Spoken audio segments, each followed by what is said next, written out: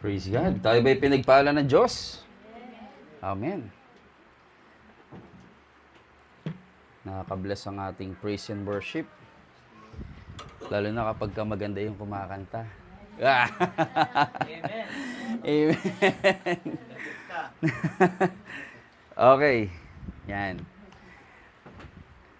Ngayong buwan, yan, ngayong araw na to, o ngayong mga linggo. Yan, so, anong mga tradisyon ang nagagawa mo pa na hindi mo tiyak kung tama ba to o mali? Yan, so, syempre meron tayong, ano ba meron ngayon? Merong Holy Week. Dapat pa ba tayong sumamba sa mga ribulto? Yan, may mga ganyan tanong. Saan makikita sa Bible na bawal sumamba sa ribulto? Bakit may mga tao pa rin yan, na patuloy na sumasamba dito? Bakit may mga tuloy-tuloy pa rin na tao na sumasamba? No? Paano ko malalaman kung tama pa ba ang pagsunod ko sa Diyos o mali? Yan po ang mga tatalakayin natin ngayong araw na ito. Kaya ang topic po natin ngayon ay ang mensahe ng krus. Yan, sabihin mo po sa katabi mo, mensahe ng krus. Yan. Nung panahon po ni Moises, meron pong mga inuutos doon. Mababasa po natin ito sa Bilang chapter 21 verse 9. Ito po yung hindi mamamatay ang sino man nakagat ng ahas na tumingin sa hindi mamamatay ang sino man nakagat ng ahas na tumingin sa tansong ahas na pinagawa ni Yahweh kay Moises. Ano daw pong mangyari? Hindi mamamatay ang nakagat ng ahas na tumingin. Yung ahas na tanso. Nung araw po, yun po ang instrumento ng Panginoon na pinagawa kay Moises. Meron palang ganun, no? Gintong ahas, no? So, mababasa niyo po yung sa Bilang chapter 21 verse 9 kung meron pong verse dyan. Sabi po dito, kaya gumawa si Moises ng tansong ahas. Sino daw po yung gumawa? Si Moises. Yan, may kita. Ando doon po yung sa verse na yun. At inilagay niya ito sa dulo ng isang tukod. Ano daw po? Dulo ng isang tukod. Tungkod. Yan. At ang mga nakagat ng ahas na tumingin sa tansong ahas ay hindi mamamatay. Hindi namatay. Ano daw po mangyari sa kanila? Hindi mamamatay. Pero pag nakagat ka ng cobra, ikaw ay patay. Pero sa panahon po nito, ito po yung ginamit. Ang tanong, nasaan na ngayon yung gintong ahas na yun?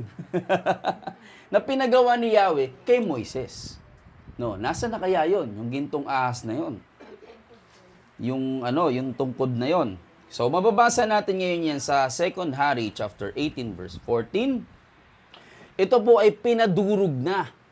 Pinadurog na po ito ni Yahweh. So, totoo ba? So, basahin po natin. Ipinatanggal niya ang mga sambahan na matataas na lugar, ipinadurog ang mga alaalang bato at ipinagiba ang mga posteng simbolo ng Diyosang si Asherah. Pinadurog din niya ang tansong ahas na gawa ni Moises. 'Di ba? So ibig sabihin kaya pala wala na siya kasi ito'y pinadurog na. At basahin pa natin, dahil mula noon nagsunog dito ng insenso si Moises ay sinamba na ito ng mga mamamayan ng Israel. Iba na kasi yung nagiging Diyos eh. 'Di ba? Ang nagiging Diyos na yung mga material na gawa. 'Di ba? Ginamit ni Lord yung instrumento noon na yon, yung tansong ahas na yon, ginamit yun ng Diyos para makapagligtas. Pero hindi yun pinagawa ng Diyos para sambahin. Ang nangyari kasi nung time na yon, sinasamba na. 'Di ba? Dahil may kapangyarihan, sambahin yan. hindi na nila sinamba ang Diyos. Kaya ang ginawa ngayon ni Yahweh ay, ano daw po? Pinadurog, pinatanggal. Kaya nga, ang tanong bakit may patuloy pa rin? Ay, mamaya na. So, ngayon, kung pinatanggal yun ngayon ng Panginoon ng panahon ni Moises, paano yan? Ano yung makakapagligtas na sa atin ngayon? Kung noon ang ginamit na para makapagligtas yung tansong yun. So ngayon, paano na tayo maliligtas? Ano yung ipinalit ngayon ng Diyos? Ito na. John chapter 3 verse 14. Yan, basahin po natin. Hindi ko alam kung nasa PowerPoint po ito, pero lahat po ito ay nakalagay na po dyan, naka-attach po dito sa topic natin. At sabi po dito, sinabi pa ni Jesus kung paanong itinaas ni Moises ang ahas at natanso sa ilan, ay gayon din naman ako. Si Jesus Christ po nagsasalita dito, na anak ng tao ay dapat ding itaas. Kung panahon na yon ang ginagamit na instrumento para makapagligtas iyong tansong ahas, ngayon ang kailangan daw nating gamiting instrumento ay sino? Si Jesus. So, hindi na yung tansong ahas na yun. Kaya kung mayroong at hindi lang tansong ahas, yung iba pang mga rebulto, pinagiba na po yan ng Panginoon. Yan. So, tuloy po natin. Ano bang sabi? Ano pang sabi dito? Sabi dito sa 15, John chapter 3, verse 15, tuloy lang yon.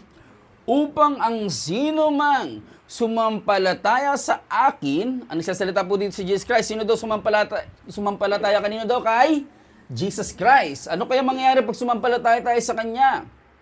Ay magkakaroon ng buhay na walang hanggan. Yun. Magkakaroon daw po ng buhay na walang hanggan. Yun pala ang mangyayari sa iyo. Kapag, ano daw kailangan gawin? Sumampalataya kay Jesus. Ang tanong, bakit may mga taong patuloy pa rin na sumasamba sa mga Diyos-Diyosan? O dun sa mga gawa ni Moises, hindi na gawa ni Moises, yung iba, nireplika na ng mga tao. Gumawa na rin din sila ng katulad ng ginawa ni Moises. Nagreplika. So bakit nila patuloy na ginagawa ito?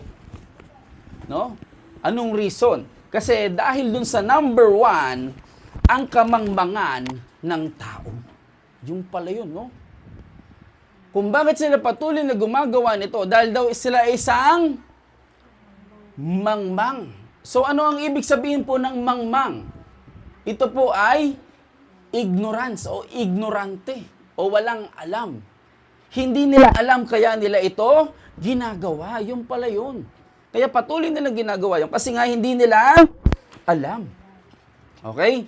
So, ano ginagawa ni Satanas? Kaya nga ngayon kung ang tao ay hindi nila alam yung kanilang ginagawa at patuloy pa rin sila sumasamba doon, maganda yung motibo nila, mahal nila ang Diyos, kaya lang mali yung ginagawa nila. Bakit? Anong dahilan? Anong ginagawa ni Satanas para maging mangmang ang tao? Yan ang aalamin din natin ngayon. Anong ginagawa ni Satanas para maging mangmang ang tao? Binulag at hindi nakakaunawa. Kaya papasok dito yung A. Mga binulag. Yun ang ginawa sa tao, binulag sila. Kaya pala yung iba, no? Hindi nila nalalaman yung totoo kasi sila isang mga bulag. Ganun ang ginawa ni Satanas, no? Basahin po natin yan sa 2 Corinthians chapter 4, verse 4. Ano pong sabi dito? Hindi sila sumasampalataya. Ano daw po hindi sila sumasampalataya? Ang word kanina, di ba? Pag sumampalataya ka, doon ka magkakaroon ng kaligtasan. Ganun palang ginawa ng dyablo, no? Tuloy natin. Hindi sila sumasampalataya sapagkat ang kanilang isip ay binulag ng Diyos ng kasamaan. Sa ibang version, maganda po yung pagkakasabi doon. Sa ASND, ang sabi doon is Satanas. Binanggit talaga yung word na si Satanas. Ito po kasi ay version ng MBB. Mabuting balita. Medyo malalim. Oo. So tuloy po natin, kasamaan. sa daigdig. Ibig sabihin, Diyos ng kasamaan sa daigdig. Ang Diyos po ng kasamaan dito sa daigdig ay si Satan. Kapag ka ang gusto mo ay puro dito sa daigdig, ayaw mo nang mamatay, o gusto mo dito habang buhay, so ibig sabihin, ang Diyos mo ay si Satanas. Kasi siya ang Diyos ng daigdig. Pero syempre, lahat naman tayo, ayaw pa nang mamatay ng maaga, di ba? Ibig sabihin, marami pa tayong gustong gawing misyon para sa Panginoon. So tuloy natin, ang Diyos ng kasamaan sa daigdig na ito upang hindi nila, makita. Ganun pala nang bubulag ang Diablo, no? Ang liwanag na magandang balita. Kaya pala ayaw nila magbasa ng Bible. Imbis na magbabasa sila ng Bible, nakikita yung Facebook live natin, biglang may magta-top up dun sa Facebook nila na ibang mga TikTok, biglang yun, nalilipat. Napunta na dun sa Facebook natin, kaya lang dahil may mga notification ng iba, nabulag ng Diablo, nalapalipat pa. Kaya yung mga nanonood sa live natin dyan, patuloy lang kayo, huwag kayong papayag na mabulag tayo ng Diablo. Yan. Ang sunod po nito, makita, liwanag ng magandang balita tungkol sa kaluwalhatian ni Kristo. Hindi nila alam ang kaluwalhatian ni Kristo. Ibang kaluwalhatian ang alam nila. Ganun ang Diablo sa buhay nila. Okay? Nagigets po ba natin? At ang sunod dito, na siyang larawan ng Diyos. Diba? Kaya yung iba kung ano-anong pinagagawa ng kaluwalhatian ng hinahanap, hindi si Kristo. Dahil sila ay binulag ni Satanas. Ganun sila ginagawang mangmang. Okay? Kaya nga, pag nabasa naman natin siya sa ASND version, ito yung sinasabi ko medyo binigkas talaga yung word ni Satanas. ASND version. Ito yung pagkakasabi. Ayaw nilang maniwala sa magandang balita dahil ang kanilang mga isip ay binulag ni Satanas. Binanggit talaga yung Satanas. Na nagahari sa mundong ito. Binulag niya sila para hindi maintindihan ang magandang balita tungkol sa kapangyarihan ni Kristo. Ang sinasabi dito sa kapangyarihan ni Kristo, mayroon kasing power ang Diyos. Ayaw ngayon ipakita yun ni Satan. Di ba? Yung kapangyarihan ng Diyos. Minsan nga tayo, nakakalimutan na rin natin yung kapangyarihan ni Kristo, yung kapangyarihan ng Diyos. Kapag once na punong-puno na tayo ng nakikita natin sa paligid natin, nadidistract tayo, iba na yung napapaniwalaan natin, nakakalimutan natin. Kaya nga, bakit sila naging mangmang sa mensahe ng krus? Ano bang dahilan? Bakit sila naging mangmang sa message na to? Dahil si Satanas ang nagbulag sa kanila upang hindi makaunawa. Ano daw po upang hindi makaunawa? Ito po yung ating B. Mga hindi nakakaunawa. Pagkatapos silang bulagin ngayon ni Satanas, ayaw na nilang magbasa ng Bible, ayaw na nilang manood ng live natin. Ang nangyayari na ngayon sa kanila, binulag silang, ang ginawa sa kanila ngayon, hindi na sila makaintindi sa mensahe ng Diyos. Kaya kapag mayroong pinapayo ang pastor, ang minister, ayaw na nilang pakinggan. Kapag may dala-dalang mensahe ang pastor, ang minister o ang mga leader, dala-dala ni Pastor Arnold at ni Minister JB, ayaw nang pakinggan. Diba? Kasi ang nangyari, sila ay hindi na nakakaunawa. Diba? Parang kaya nga dati nung tayo wala pa sa Diyos, gusto natin magbasa ng Bible, pero ang lalim naman, hindi ko maintindihan. Ganun po yun, noon. Nung pag tayo ay hindi makaunawa dahil tayo ginawang mangmang ni Satanas. Mababasa natin yan sa 1 Corinthians chapter 1, verse 18. Ang mensahe tungkol sa pagkamatay ni Kristo sa krus ay kahangalan. Ano daw po ito ay? Kahangalan. Naalala ko po dati nung ako'y wala pa sa Diyos, tinatawanan ko yung mga sa Passion of the Christ, no? Dahil hindi ko yun naiintindihan. Ba't kailangan gawin yun ni Jesus Christ, no? Parang natatawa lang ako noon. Kasi ginawa nga tayong mangmang ni Satanas. Para sa mga taong naliwanagan ng langdas.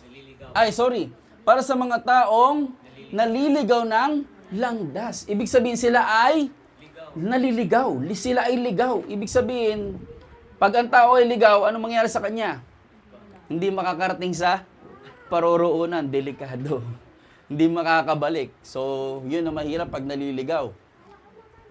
At ang sabi dito, ngunit ito'y kapangyarihan ng Diyos para sa ating mga naliligtas. So, ganun pala yun, oh. Ang kailangan palang mangyari, at ang ginagawa pala ni Satanas, talagang pinipilit niyang hindi natin maintindihan. Kaya pala minsan, pag nagbabasa ka ng Bible gabing-gabi na, nandun ka pa lang sa verse 1, inaantok ka na. Oh. Bukas na lang to, hindi ko na maintindihan. Ang lalim. Yun pala ang ginagawa ni Satanas sa atin. Okay? Yun pala, isa yun sa mga plano ni Satanas. Kaya nga, meron tayong C. Yan. Mga nakakaunawa. So, ito na. At ang sabi dito, 1 Corinthians chapter 2 verse 14, ang sabi, sapagkat ang taong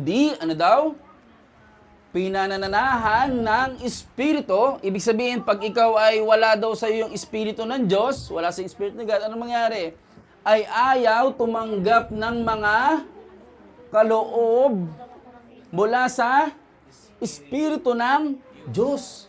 Ibig sabihin, yung mga payo ng Diyos o yung hindi lang, yung kaloob na to, ito yung mga kapangyarihan na mula sa Panginoon, ayaw nilang tanggapin. Ayaw nilang paniwalaan. Hindi totoo yan. So, yung pala. Para sa kanila ay ano daw meron? Kahangalan ang mga iyon dahil iyon at di nila maunawaan. Kaya pala yung iba, pag merong prayer meeting o meron tayong altar call, o kaya napapanood ng iba sa Facebook, merong mga pinapagaling, hindi sila naniniwala. Kasi sila ay ginawang mangmang ni Satanas. At hindi nila naiintindihan dahil binulag sila ni Satanas. Kaya yun po ang kailangan nating maintindihan. Kung bakit sila patuloy pa rin dun sa mga maling ginagawa. Kasi sila ginawang mangmang ni Satanas, binulag at ginawa silang hindi makaunawa. Ngayon, ang tanong ito pa. Kung yun ang ginawa ngayon ni Satanas sa kanila o sa atin noon, bakit kailangan gawin ni Satanas sa atin? 'Di ba? Ang maging mangmang, bulag, at hirap makaunawa sa mensahe sa krus.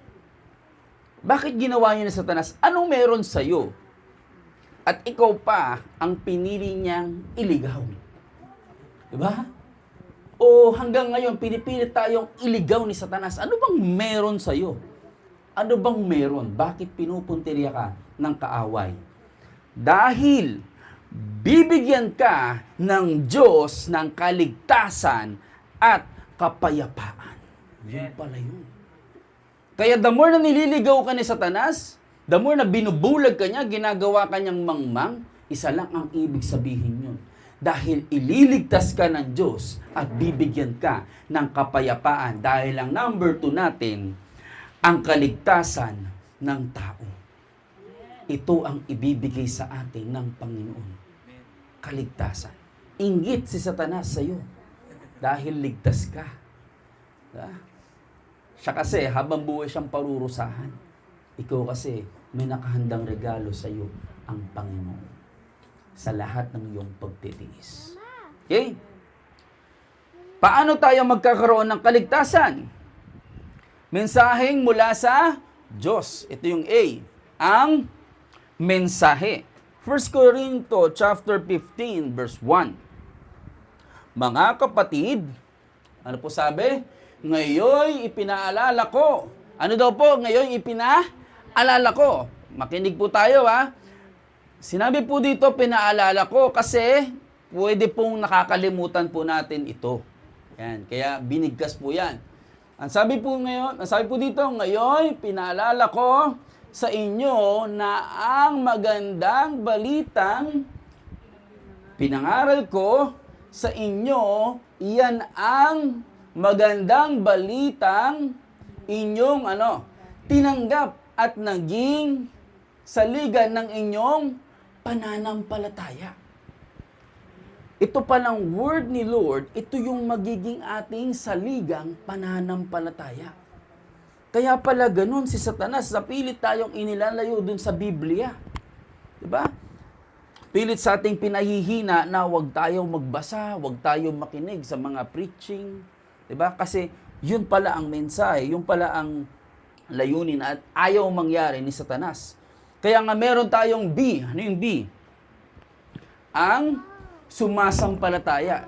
Yan. So, ito tayo. Sumasampalataya. Galatians chapter 3 verse 1.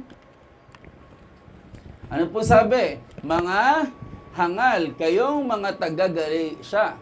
Sino ang... Ano daw po? Sino ang... Nakagayuma. Oh. Sa inyo. Ano daw po sabi? Maliwanag na pinahayag na sa inyo kung paano namatay si Kristo. Diba? Sino daw pong naggayuma sa inyo? Bakit? Kasi hindi ka pa rin naniniwala eh. Sino bang umuutos sa inyo? Sino bang nanggagancho sa inyo at ayaw nyo maniwala sa Diyos? No? Tuloy po natin. Sabihin nga ninyo, tinanggap ba ninyo ang Espiritu? Yun. Pag hindi kasi natin tinanggap yung Espiritu, ano sabi kanina? Diba? Hindi natin siya mauunawaan.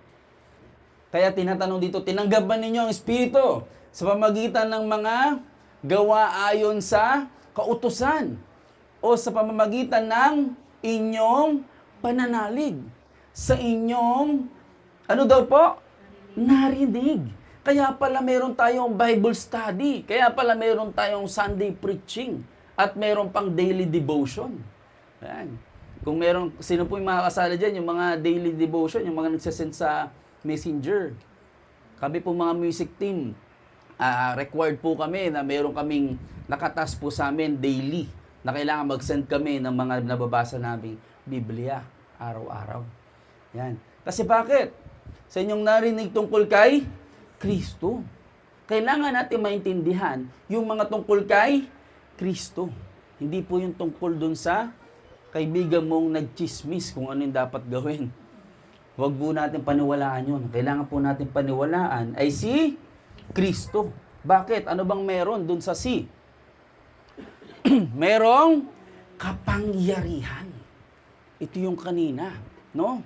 So, basahin natin. Romans chapter 1 verse 16. Hindi ko ikinahihiya ang magandang balita. Ano daw po hindi niya ikinahihiya? Bakit? Kasi minsan ang mga tao nahihiya dun sa Biblia. Meron ng Facebook Live, ayaw pang i-share. Iba pa yung sinishare. Kinakahiya yung Biblia. Pagdating sa mga kalokohan, ang bilis mag-share. Pagdating sa mga trending, share natin yan. Maganda yan, mukhang pang-reels yan. Baka kumita ako. So, pagdating sa Bible, share ko ba? Baka mamaya, anuhin ako ng mga kaibigan ko, asarin ako eh. Ikinakahiya. So, pero buti na lang, nandirito tayo, hindi natin kinakahiya ang Diyos. Amen? Tuloy po natin. Sapagkat ito ang kapangyarihan ng Diyos para, ano daw po? Para sa kaligtasan. Kaya huwag po tayong mahihiya.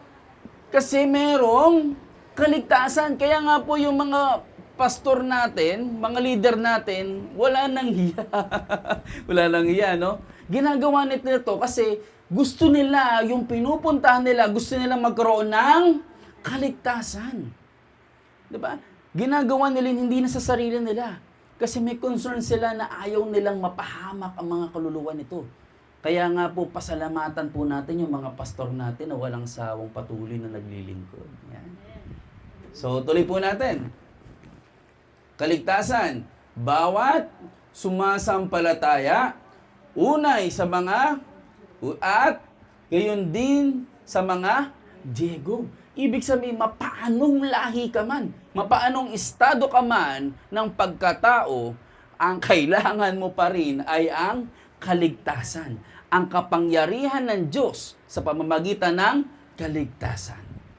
Na ang kailangan nating gawin ay huwag nating ikahiya. Diba? Ang salita ng Diyos. Okay? Kaya nga napakahalaga, ito po yung ginagawa sa atin ni Satan na ayaw niya tayong bigyan nung number 3. Ito po yung kapayapaan. Gusto ng dyablo na lagi kang aligaga.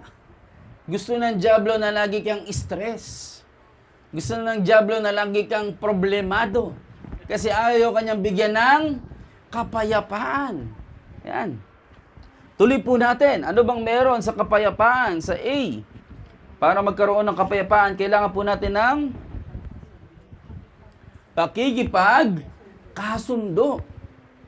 Okay? Kaya sa Satan, para hindi ka makipagkasundo sa Diyos, ang gagawin niya, kailangan siyang gumawa ng paraan para makipagkasundo ka. Saan? Sa makamundo. Makipagkasundo ka saan? Sa mga masasamang impluensya. Doon ka makisama. Samahan mo sila. Ganon ang dyablo dahil ayaw niya na bigyan ka ng kaligtasan at kapayapaan.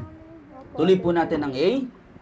Sabi sa Efeso chapter 2 verse 16 to 18, sa pamamagitan ng kanyang kamatayan sa krus. Ano daw po? Kamatayan sa krus. Dati hindi ko ito maintindihan bakit kailangan pong mamatay ni Jesus Christ sa krus. Mamaya malalaman po natin kung bakit siya kailangan mamatay at hindi na lang tayo ang mamatay. No? So, tuloy po natin. Winakasan niya ang ano daw po? Kanilang alitan. Okay? Ano pong sunod? Pinagkasundo sila sa Diyos at pinagbuklod sa iisang katawan. Naparito nga si Kristo at ipinangaral niya sa lahat ang magandang balita. Pinangaral niya daw po saan? Sa lahat. Diba? Pero meron pa rin talagang hindi naniniwala dahil niya sila'y dinadaya ng kaaway. Kaya nga po, pag naintindihan po natin ito na yung pakikipagkasundo, kailangan doon po tayo laging alerto. Ano pa ba yung hindi ko nagagawa para makipagkasundo ako sa Diyos? O ano pa ba ang hindi namin na pagkakasunduan ng Panginoon? Kaya kung ano pa po yan, importante na may pagkasundo tayo dahil mayroong mga nakakaunawa. Sa paligid po natin, ano man sitwasyon na nangyayari sa atin,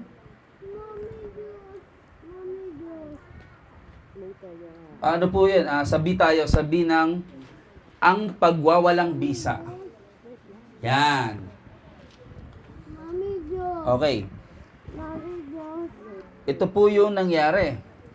Meron pong mga pinawalang bisa kagaya po na natapik natin kanina, di ba? Yung tanso, may bisa pa ba siya? Wala na. Wala nang bisa yung mga tansong ahas na yun. At yung mga, kung ano-ano pang mga instrumento na ginamit noon ng Diyos na pinatanggal niya, yun po ay mga wala nang bisa. Okay. So, basahin po natin ito. Pinagwalang bisa ang lahat ng naisulat na alituntunin laban sa atin. Kasi noon, yung mga alituntunin noon, parang yung mayaman na lang ang kayang maligtas eh. Kasi noong araw, para mapatawad ka ng Diyos, kailangan mo mag-alay ng malinis. Pag wala kang ganun, yari ka. Paano ka patatawarin ng Diyos? Eh yung mga mayayaman, pwede silang bumili para mag-alay. So, kaya tinanggal yun ng Diyos para maging fair ang lahat. Yan. Tuloy po natin. Pati ang mga pananagutan kaugnay nito. Pinawi niya ang lahat ng ito nang ipako siya saan? Sa krus. Yun pala. Nawala daw lahat ng iyon nung siya'y ipinako na sa krus. Okay? Kaya nga, kanina, kung babalikan natin dun sa yung sa pinawalang bisa, isipin po natin, no? Pag nabasa po natin yun sa Romans chapter 3 verse 23, at saka sa book ng Roma, pag nabasa nyo po yun, dati hindi ko ito maintindihan kung bakit kailangan pa si Kristong ipako sa krus. Kasi, nasusulat sa Roma, ang kabayaran ng kasalanan ay, ano daw po? Kamatayan. Ibig sabihin, pag nagkasala ka, ang pwede mong ipambayad, ano daw po? Kamatayan. Papayag ka ba, mamatay ka? Hindi. Sa lupa, pag meron kang kasalanan, o pag meron akong gustong bilihin, motor, anong ibabayad ko? Pera. Ha? Pag meron akong gustong bilhin instrument, anong ibabayad ko? Pera. Bakit? Dahil yun ang required sa gobyerno sa Pilipinas. Atong pera, dollar ba? Peso, di ba? Ganun po sa mundo.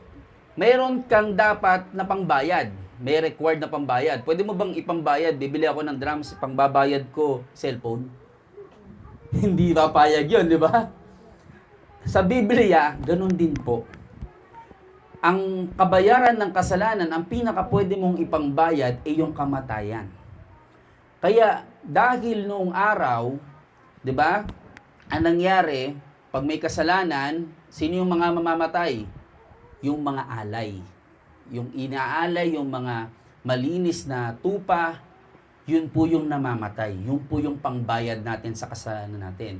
Ngayon, ang ginawa ng Diyos, dahil yung iba, walang pera, walang pambili ng pangtupa na malinis o pang-alay na malinis, unfair. So, anong pangbabayad niya? Sarili niya. Patay.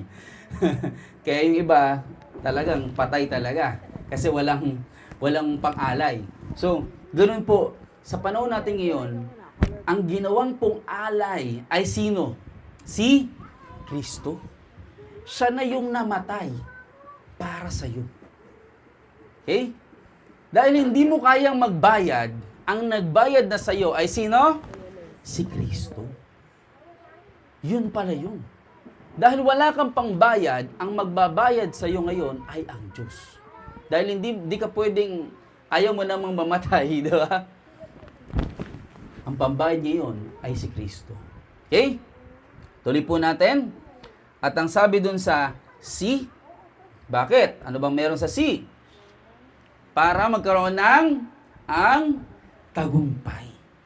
Okay? Kaya pinawalang bisa na yon para sa buhay natin, magkaroon tayo ng tagumpay. Okay? At ang sabi po dito sa Colossians chapter 2 verse 15, sa pamamagitan ng kanyang kamatayan, ayun na. Diba? So, binanggit na. Okay. Sa pamamagitan ng kanyang, ano daw po? Kamatayan sa krus. Ano pong nangyari? Nilupig niya ang mga pinuno at kapangyarihan sa sanlibutan. Diba? Tinalo niya ang diablo, no? At ang sunod dito, ang mga ito'y parang mga bihag na kanyang, ano daw po, ipinarada sa mga madla. Diba, nung mga panahon na yon, nung pinako po siya sa krus, tago ba? Hindi. Lantad. Para makita daw ng lahat. Para marami daw maging patotoo. Madla. Bilang, ano daw po? Bilang katunayan ng kanyang pagtatagumpay. Kaya pala yung ginawa ni Jesus Christ na sacrifice, na pinako siya sa krus, kahit na wala siyang kasalanan, noon po ang krus ay, pagka pinakita ang krus, ang simbolo nito agad, hindi ang Diyos. Pagkasalanan agad, makasalanan ka. Kumbaga pagka ikaw ay kinulong, anong tingin sa'yo? Nagkasala ka, parang gano'n, makasalanan ka. Di ba gano'n yung utak natin? Nakulong na yan. Makasalanan yan. So, gano'n yung kay Kristo. Ngayon, yung krus na makasalanan, ginawa niyang isang magandang remarkable na ipinakita niya na siya na ngayon yung ipinako sa krus para sa atin, para sa ating kaligtasan, para sa ating katagumpayan. Kaya nga, sa life po natin ngayon, ito yung mga paraan na ayaw ni Satan na makamit mo. Ayaw niyang maligtas ka. Ayaw niyang mabigyan ka ng kapayapaan. Ayaw niya na magtagumpay ka. Pero, ayaw din naman ng Diyos ni ikaw ay matalo ni Satanas. Kaya gagawa pa rin ng Diyos ng paraan upang ikaw ay maligtas. Kaya nga po, hindi tayo isang aksidente kung bakit ka nandito ngayon. Yung mga pastor natin, sila'y nagsasakripisyo, nakikita ng ibang mga tao kanilang effort, pagpapakahirap dahil gusto nilang tularan ng Diyos. Dahil naniniwala sila at gusto nilang marami din ang maligtas. Ganon din po tayo. Kaya nga, ano ang dapat nating hindi makalimutan ngayon?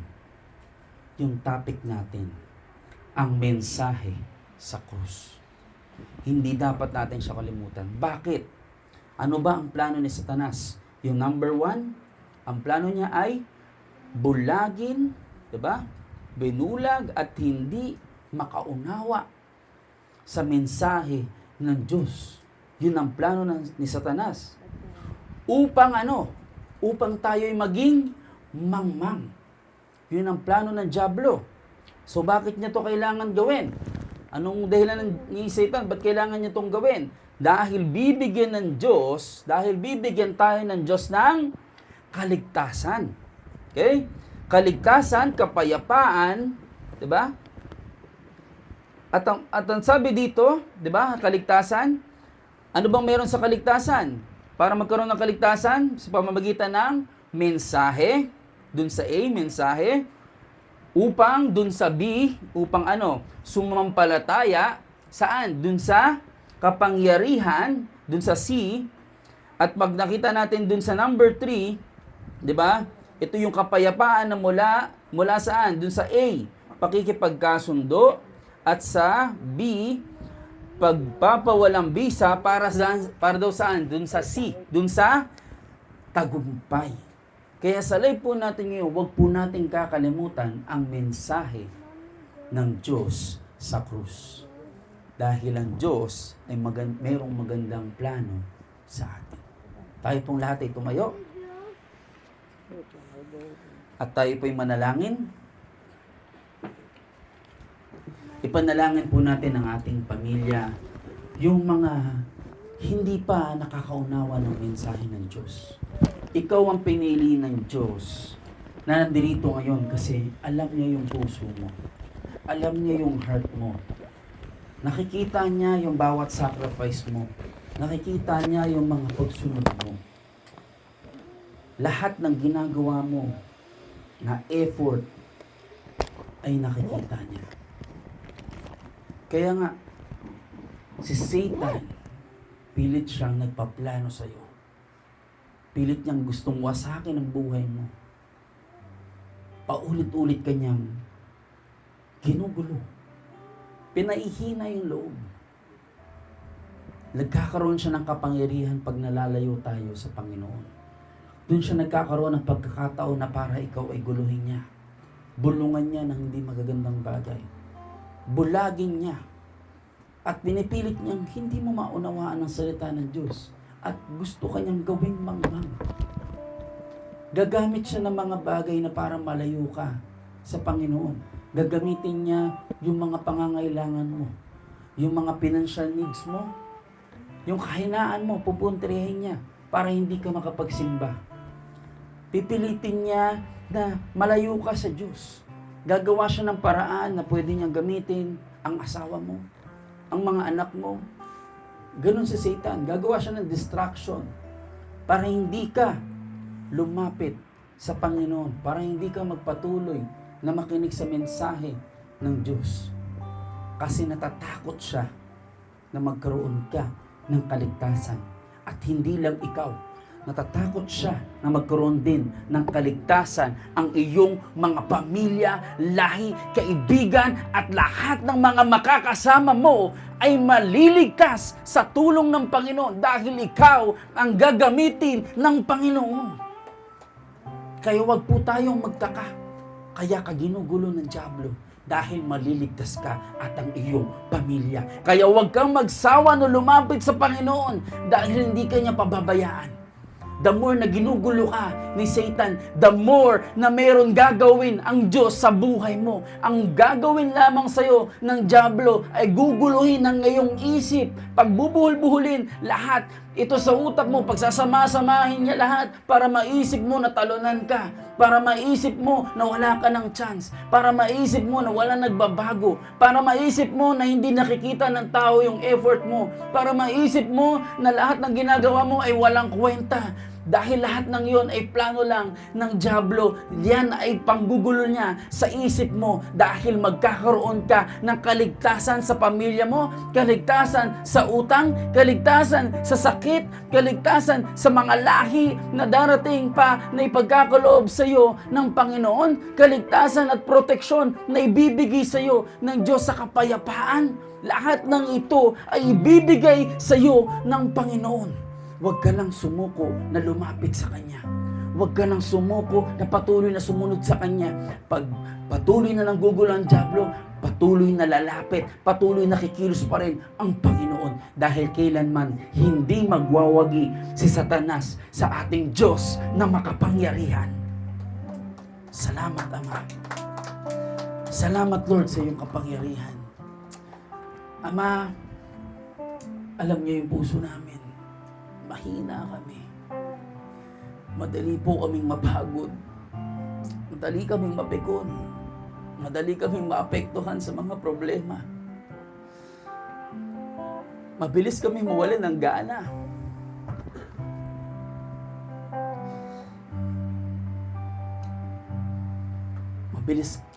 Madalas kaming malungkot. Madalas kami nakakaisip ng mga negatibo. Na lahat pala ng ito na naiisip namin, Lord, ay plano ng dyablo. Pinahihina niya kami. Kasi alam niya na makapangyarihan ka. Kaya Lord, kasama ng aking mga ina at ama na nandito, mga kapatid ko, na Ama, Lord, ngayon, nandito kami sa inyong harapan. Ano man po, Ama, yung aming mga pagkukulang. Ano man po yung nagawa naming kasalanan, Lord. Sadya man po, hindi, Ama. Lord, kami lumalapit sa iyo. Humihingi po kami ng kapatawaran, Lord, sa aming mga nagawang kasalanan. Sa minsan na ikaw ay aming nakakalimutan. Na minsan ay hindi ka namin nilalapitan. Kami po, Ama, iyong patawarin. Nadala po kami ng mga panggugulo ng kaaway. Kami po'y nabihag ni Satanas, Lord. Pero ngayon, naniniwala po kami sa inyo. Naniniwala kami na ikaw ay makapangyarihan, Diyos, at hindi na kami muli mabibihag pa. Kaya salamat, Lord. Kaya Lord, dalangin namin ang aming mga pamilya, ang aming mga kaibigan, katrabaho, kasama sa simbahan, na patuloy nyo kaming iligtas. Patuloy nyo kaming paalahanan ng iyong mga mensahe. Patuloy nyo kaming gawing makakita at hindi mabulag sa iyong kapangyarihan. Na makita namin lahat na mababuti mong ginagawa. Salamat po, Ama. Dalangin din po namin, Lord, ang inyo pong mga lingkod na patuloy na ginagamit nyo sa gawaang ito upang patuloy na makapakinig ang mga miyembro mo, Ama, ang iyong mga lingkod na patuloy na makapakinig ng iyong mga mensahe. Idinadalangin po namin yung mga instrumento na ginagamit yung mga leader, especially, Lord, sa pamumuno, Ama, ni Pastor Arnold. At ang kanyang mga leaders, Father God, na ginagamit upang magpatuloy ang gawain upang kami magkaroon ng kaligtasan. Lord, hayaan niyo wag silang magsawa na gumawa ng gantong bagay sa tulong ng kapangyarihan mo. Lagi niyo po silang palakasin na kahit na sila nakakaramdam minsan ng kapanghinaan ng loob kapag mayroong mga miyembro na nagre-reject sa kanila. Kapag mayroong mga miyembro na hindi o mga leader na nagkakaroon ng mga problema na naapektuhan sila. Lord, patuloy niyo silang gamitin. Naniniwala kami, Lord, na lahat nito'y pagsubok mo. Lahat na ito'y inalam mo na pagsubok, pero hindi mo kami dito pababayaan, kundi lahat kami ay ililigtas mo. Ano man ang mga pagkakamali, Ama, ng bawat isa, na ngayon ito'y naniniwala kami na pinatawad mo sa pamamagitan ng pagbibigay sa amin ng pagkakataon na kami binuhay mo pa para magkaroon kami ng chance na gawin yung mga naitama ang aming mga pagkakamali, na para ituwid ang aming mga pagkukulang, na para kami muli magpatuloy na sumunod sa iyo. At naniniwala kami, Lord, nakasama ka namin, na lahat ng bigat na to, na problema na to, ay hindi mo kami pababayaan. Iaalaw mo lang mangyari ito para makita ng mga tao ang aming paghihirap. Dahil makikita nila sa kabila ng paghihirap, sa kabila ng kahirapan, ipapakita mo naman ang kapangyarihan mo sa pamamagitan ng kasaganahan. Salamat, Lord. Salamat, Ama. Salamat. Kaya, Lord, let move the Spirit from you, the love, the joy, the peace, patience, kindness, goodness, faithfulness, humility, and the self-control in the name of Jesus by the power of the Holy Spirit. Ama, isuot niyo sa aming katawan spiritual armor upang hindi kami mabihag ng kaaway. The shoes of readiness, the shield of faith, the breastplate of righteousness, the belt of truth, the helmet of salvation, the sword of the Spirit, upang sa gayon, hindi kami magagapi ng kaaway, the breastplate of righteousness. Na lahat ng ito, Lord God, any kind of circumstances na aming ma-encounter, ma-overcome namin sa tulong at gabay ng banal na Espiritu mo. At lahat ng aming mga, Lord, passion, muli bibigyan nyo ng gana. Muli, Lord God, ay bibigyan nyo kami ng kasiglahan na gawin muli yung mga dapat namin gawin para sa inyo. Na lahat ng mga distraction na to na parang nawawalan na kami ng gana, muli, Lord, gagawin mo sariwa ang puso namin para muli na gawin ko yung mga task na ito para sa iyo. Dahil naniniwala kami, Ama, na lumilipas ang panahon, lahat kami ay tatanda at mamamatay. Mag-iiwan kami ng kanya-kanya naming istorya sa mundong ito na merong kaligtasan sa tulong at gabay ng inyong banal na Espiritu. Kaya salamat po. Sa iyo lamang ang pinakamataas na papurit pasasalamat sa tanging kataas-taasan ng pangalan ni Jesus, ang lahat ng anak ng Diyos ay magsasabi ng Amen. Amen.